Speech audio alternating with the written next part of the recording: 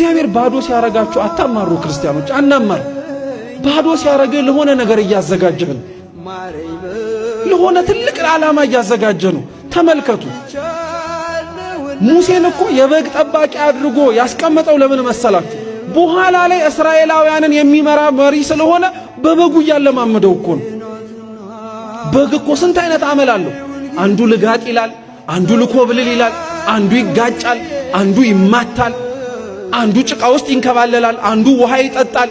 ይሄንን ሁሉ የበግ አመል ሙሴን 50 ዓመት እንዲለማመድ አደረገው እግዚአብሔር። በ30 ዓመቱ ነው ከግብጽ የወጣው። 50 ዓመት ሙሉ በግ ጠባቂ አደረገው።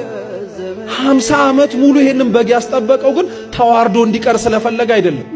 እንደ በግ የመሰላቸውን ህዝቡን መጠበቅ የሚችልበትን ጥበብ በበጎቹ ሊያስተምሮ ስለፈለገ ነው። ታዲያ ዝቅ ማለት ሁሌ ውርደት ይመስላችኋል? ባዶ ሆኖ መገኘት ሁሌ ማጣት ይመስላችኋል? ክርስቲያኖች በፍጹም አይደለም። እግዚአብሔር ዝቅ ሲያረግ ለተለየ ነገር እያለማመደ ነው። እግዚአብሔር ዝቅ ሲያረግ ከፍ ላለው ዓላማ ከእንዲሁ እያዘጋጀ ነው።